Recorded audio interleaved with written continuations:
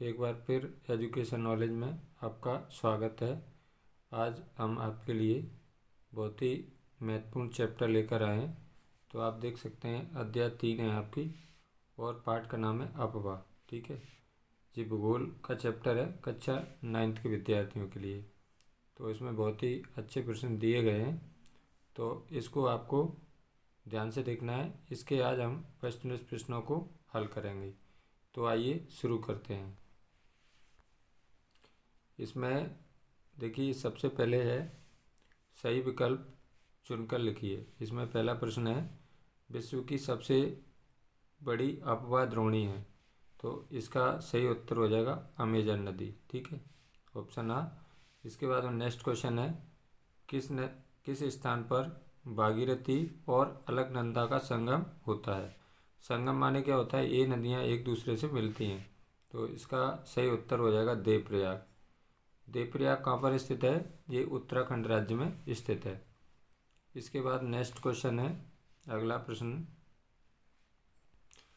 प्रश्न है इलाहाबाद में किन नदियों का संगम होता है। संगम माने क्या होता है, एक नदी दूसरे नदी में मिल जाती है, तो इसका सही उत्तर हो जाएगा गंगा यमुना। ठीक है, यानी गंगा यमुना का संगम कहाँ होता है, इलाहाबाद में होता है। अगला क्वेश्चन है सिंधु नदी का उद्गम स्थल है, तो इसका सही आंसर हो जाएगा मानसरोवर झील, यानी सिंधु नदी तिब्बत के मानसरोवर झील से निकलती है, यानी उद्गम होता है। इसके बाद नेक्स्ट है आपका अगला प्रश्न है निम्न में से कश्मीर का कौन सा शहर झेलम नदी के किनारे है, तो इसका सही उत्तर हो जाएगा श्रीनगर। ठीक है, अगला क्वेश्चन है निम्न में से किस नदी को मध्य प्रदेश की जीवन रेखा कहा जाता है। बहुत इंपॉर्टेंट क्वेश्चन है, तो इसका सही आंसर हो जाएगा नर्मदा नदी को। नर्मदा नदी को मध्य प्रदेश की जीवन रेखा कहा जाता है, और नर्मदा का उद्गम कहाँ से होता है, अमरकंटक से होता है। ठीक है, मध्य प्रदेश के अमरकंटक पहाड़ से निकलती है जी, और इसकी विशेषता ये है कि ये नदी पूर्व से पश्चिम की ओर बहती है और ये अरब सागर में यानी खंबात की खाड़ी में जाकर समा जाती है, तो इसको मध्य प्रदेश की जीवन रेखा कहा जाता है। कौन सी नदी को, नर्मदा को। इसके बाद नेक्स्ट क्वेश्चन है अगला प्रश्न है किस नदी को दक्षिण भारत की गंगा कहा जाता है, तो ये भी अच्छा क्वेश्चन है। तो इसका सही आंसर हो जाएगा गोदावरी नदी, यानी प्रायद्वीपीय नदियों में गोदावरी नदी सबसे लंबी नदी है। और भारत की हम बात करेंगे तो भारत की सबसे लंबी नदी या सबसे बड़ी नदी कौन सी नदी है, गंगा नदी है। ठीक है, और प्रायद्वीपीय नदियों में सबसे बड़ी नदी गोदावरी है, और विश्व की सबसे बड़ी नदी अमेजन है। ठीक है, अगला क्वेश्चन है नदियों द्वारा गोखुर झील का निर्माण कहाँ किया जाता है। ठीक है, तो आप देखेंगे गोखुर झील का निर्माण कहाँ किया जाता है, मैदानी भागों में गोखुर झील का निर्माण किया जाता है। ठीक है, झील क्या होती है, पृथ्वी के गर्त वाले भाग को जहाँ पानी जमा हो जाता है या पानी इकट्ठा हो जाता है उसे क्या कहते हैं, हम झील कहते हैं। तो गोखुर झील का निर्माण कहाँ होता है, मैदानी भागों में होता है। इसके बाद नेक्स्ट क्वेश्चन है अगला प्रश्न है आपका निम्न में से कौन अंतर्देशीय मौसमी झील का उदाहरण है, तो इसका सही उत्तर हो जाएगा सामर झील। ठीक है, इसके बाद नेक्स्ट क्वेश्चन है अगला प्रश्न है नर्मदा नदी का उद्गम स्थल कहाँ से है, तो इसका सही आंसर हो जाएगा अमरकंटक से निकलती है नर्मदा, और ये पूर्व से पश्चिम की ओर बहती है, और खंबात की खाड़ी यानी अरब सागर में खंबात की खाड़ी है उसमें ये समा जाती है। और इसके एक और नदी इसके समानांतर बहती है, उसका नाम है ताप्ती नदी। ठीक है, या कभी कभी ताप्ती भी बोलते हैं इसको। अब इसके बाद में आप देखेंगे कि आपको बनना है खालिस्तान, रिक्त स्थानों की पूर्ति कीजिए। इसमें पहला प्रश्न है यमुना, पहले ही बताएंगे यमुना गंगा नदी की सबसे बड़ी सहायक नदी है, यानी यमुना नदी गंगा की सबसे बड़ी सहायक नदी है।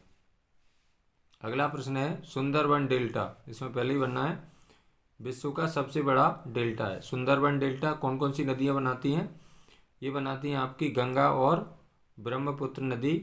लास्ट में जब समुद्र के मिलने से पहले ये डेल्टा का निर्माण करती हैं।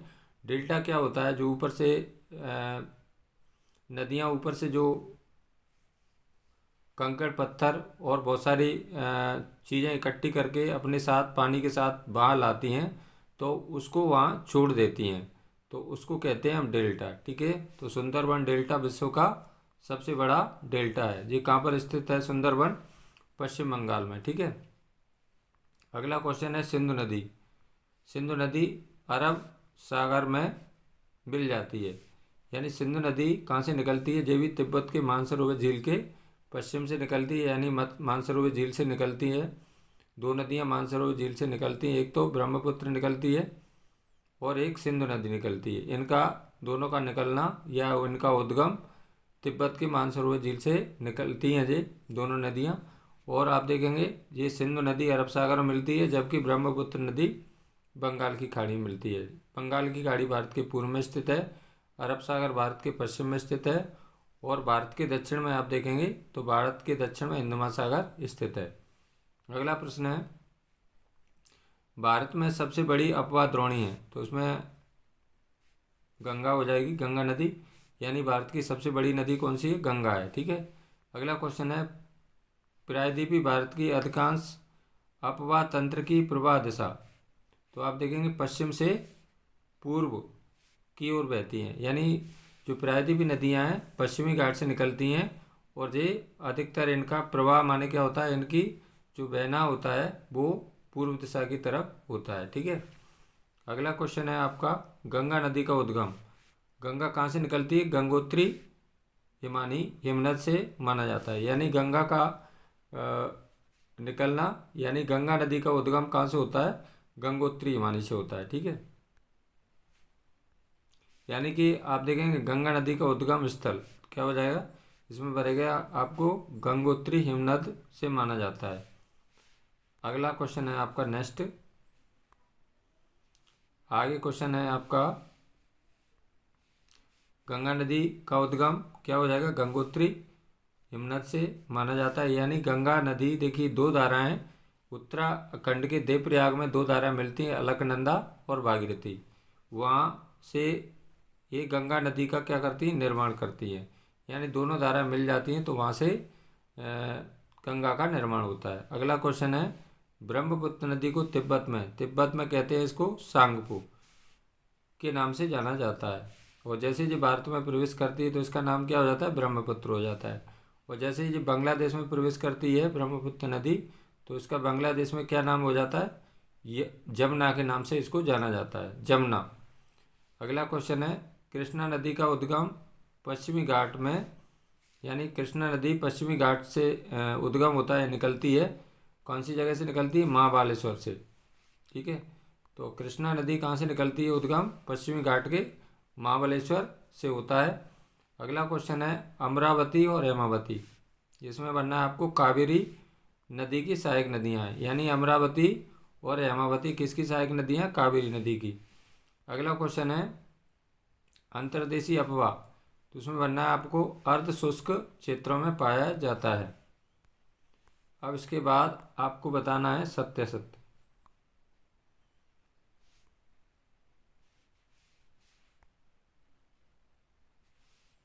प्रश्न क्रमांक 3 है ये आपका, सत्य अभिलिख सत्य लिखिए। इसमें पहला प्रश्न है, प्रायद्वीपीय भारत की अधिकांश बड़ी नदियों का उद्गम क्षेत्र पश्चिमी घाट से है, तो यह सत्य। प्रायद्वीपीय भारत की अधिकांश बड़ी नदियों का उद्गम क्षेत्र पश्चिमी घाट से होता है, तो ये सत्य हो जाएगा। अगला क्वेश्चन है, किसी नदी तथा उसकी सहायक नदियों को परतंत्र कहा जाता है, यह सत्य हो जाएगा। अगला प्रश्न है, भागीरथी अलकनंदा की धाराएं मिलकर गंगा का निर्माण करती हैं, ये भी सत्य हो जाएगा। यानी कि अलकनंदा और भागीरथी कहाँ पर मिलती हैं? जी देवप्रयाग, यानी उत्तराखंड के देवप्रयाग में मिलती हैं। और ये क्या करती हैं? दोनों धाराएं मिल जाती हैं, अलकनंदा भागीरथी, तो गंगा का निर्माण करती हैं। इसके बाद में नेक्स्ट है, देवप्रयाग के निकट गंगा पर्वतीय क्षेत्र को छोड़कर मैदानी भागों में प्रवेश करती है, तो ये भी असत्य हो जाएगा। अगला क्वेश्चन है यमुना नदी का उद्गम यमुनोत्री हिमनद से है होता है, तो ये भी सत्य हो जाएगा आपका। यानी यमुना नदी कहाँ से निकलती है? यमुनोत्री हिमानी से निकलती है। अगला क्वेश्चन है सुंदरबन राष्ट्रीय पार्क रॉयल बंगाल टाइगर के प्राकृतिक निवास के रूप में प्रसिद्ध है, तो ये भी सत्य हो जाएगा आपका। अगला क्वेश्चन है ब्रह्मपुत्र नदी को बांग्लादेश में जमुना के नाम से जाना जाता है, ये भी सत्य हो जाएगा। यानी ब्रह्मपुत्र नदी को बांग्लादेश में जमुना के नाम से जाना जाता है। अगला प्रश्न है नर्मदा और तापी नदियाँ एक दूसरे के समानांतर भ्रंश घाटी में प्रवाहित होती हैं, तो ये भी सत्य हो जाएगा। यानी कि नर्मदा और तापी नदी एक दूसरे के क्या समानांतर बहती हैं और ये भ्रंश घाटी का निर्माण करती हैं। इसके बाद आपका अगला प्रश्न है आपका बुलर झील का निर्माण भूगर्भीय क्रियाओं के परिणाम स्वरूप हुआ है, ये भी सत्य हो जाएगा। अगला क्वेश्चन है गुरु गोविंद सागर नर्मदा नदी पर बनाया गया है, ये असत्य हो जाएगा। इसके बाद आपको टेबल आपको आमने सामने लिखना है। देखिए प्रश्न क्रमांक कितना है जी? 4 है। सही जोड़ी बनाई, एक तरफ खंड खा दिया एक तरफ खंड खा दिया। इसमें पहला क्वेश्चन है झेलम नदी, तो इसका सही उत्तर क्या हो जाएगा? इसका हो जाएगा ऑप्शन ई। यहाँ पर डैश करेंगे, यहाँ लिखेंगे ऑप्शन ई और इसके यहाँ लिख देंगे पीर पंजाल श्रेणी, यहाँ लिख देंगे पीर पंजाल श्रेणी। अगला क्वेश्चन है ब्यास नदी, इसका सही उत्तर क्या हो जाएगा? इसमें से ऑप्शन दा लिखेंगे और इसके आगे लिख देंगे रोहतांग दर्रा। अगला क्वेश्चन है सतलज नदी, इसका सही उत्तर क्या हो जाएगा? इसमें से इसका हो जाएगा ऑप्शन आ डालेंगे यहाँ पर देखिए और इसके आगे लगेंगे राजस्थान से ये निकलती है। अगला क्वेश्चन है रावी नदी, तो इसके आगे डैश करेंगे, तो इसका सही उत्तर क्या हो जाएगा? शेषनाग। ऑप्शन आ डालेंगे यहाँ पर, इसके आगे लगेंगे शेषनाग झील, इसके आगे शेषनाग झील। अगला क्वेश्चन चिनार नदी, तो इसके आगे डैश करेंगे आप और इसके आगे लिख देंगे वो ऑप्शन बा डालेंगे यहाँ पर और इसके आगे लगेंगे चंद्रभागा। ठीक है, तो जोड़ियों को आपको क्या करना है? हमेशा आमने सामने लिखना है। इसके बाद नेक्स्ट क्वेश्चन लेते हैं अगला। देखिए जो मॉड्यूल पेपर में आप देखेंगे तो ये आपको पेज नंबर आपको 13 पर मिलने वाला है। ठीक है, ये मॉड्यूल पेपर है। इसके बाद में आप देखेंगे अगला प्रश्न है आपका प्रश्न क्रमांक 5। निम्न प्रश्नों के उत्तर एक शब्द एक वाक्य में दीजिए। पहला क्वेश्चन है कावेरी नदी का उद्गम स्थल कहाँ से है? तो कावेरी नदी कहाँ से निकलती है? पश्चिमी घाट के ब्रह्मगिरि श्रृंखला से निकलती है। कौन सी नदी? कावेरी नदी। अगला क्वेश्चन है नागार्जुन सागर नदी परियोजना किस नदी पर है? तो नागार्जुन सागर परियोजना किस नदी पर है? इसका सही उत्तर क्या हो जाएगा? कृष्णा नदी हो जाएगा। इसके बाद नेक्स्ट है आपका अगला प्रश्न है तापी नदी का मध्य प्रदेश के किस जिले से उद्गम होता है? उद्गम माने क्या होता है? निकलना। तो तापी नदी कहाँ से? ताप्ती नदी या तापी नदी बैतूल जिले के मुल्ताई सतपुड़ा श्रृंखला से ये इसका उद्गम होता है ताप्ती नदी का। अगला क्वेश्चन है राजस्थान या इंदिरा गांधी नहर कहाँ से निकलती है? निकाली गई है, तो आप देखेंगे हरके बैराज से पंजाब में स्थित है जी। ये सतलुज ब्यास नदियों का क्या है? यहाँ पर संगम है। ठीक है, अब इसके बाद में अगला क्वेश्चन है प्रायद्वीपीय भारत की सबसे लंबी नदी कौन सी है? गोदावरी। इसको दक्षिण गंगा के नाम से भी जाना जाता है। और भारत की सबसे बड़ी नदी कौन सी है?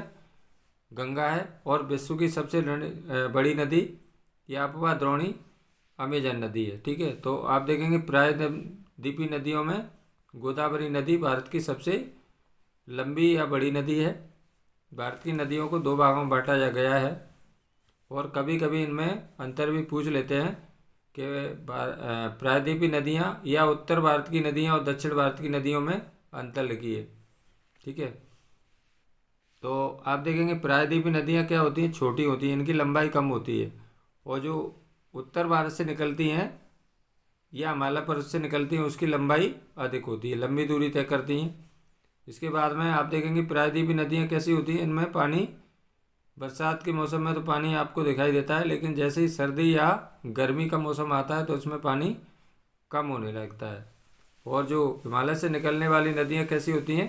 बारहमासी होती हैं। बारहमासी का मतलब होता है उन नदियों में 12 महीने पानी आपको दिखाई देता है। इसके बाद नेक्स्ट क्वेश्चन है अगला,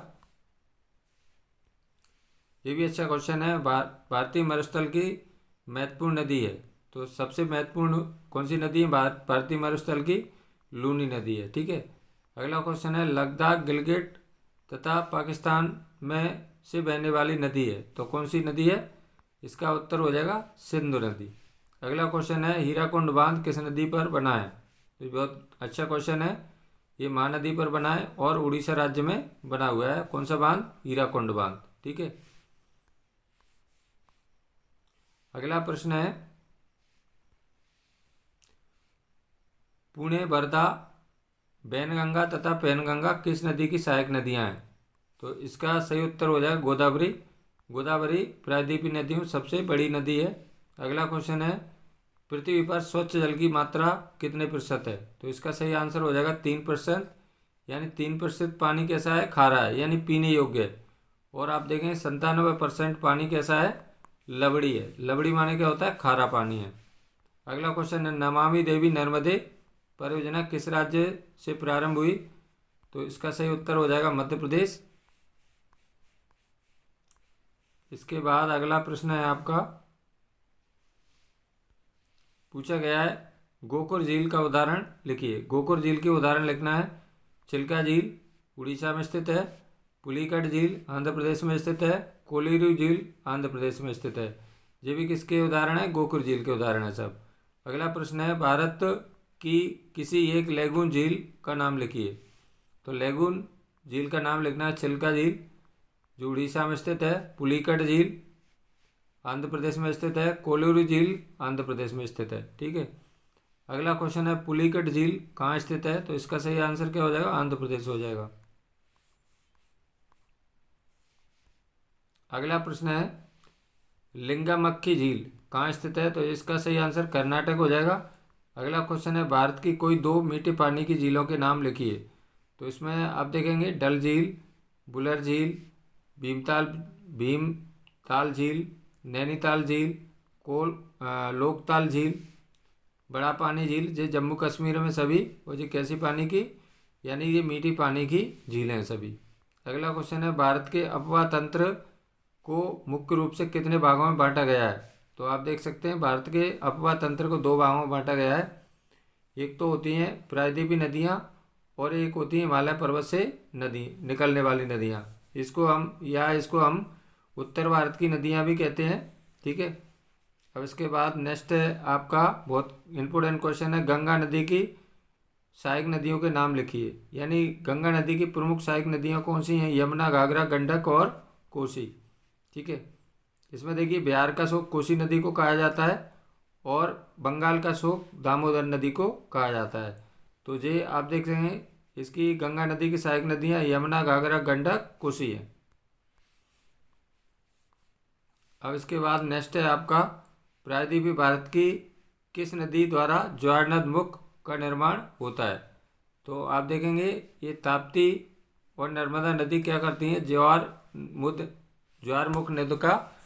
ज्वार नद मुख का क्या करती हैं? निर्माण करती हैं। तो ये थे आपके बहुत महत्वपूर्ण चैप्टर है नदियों वाला।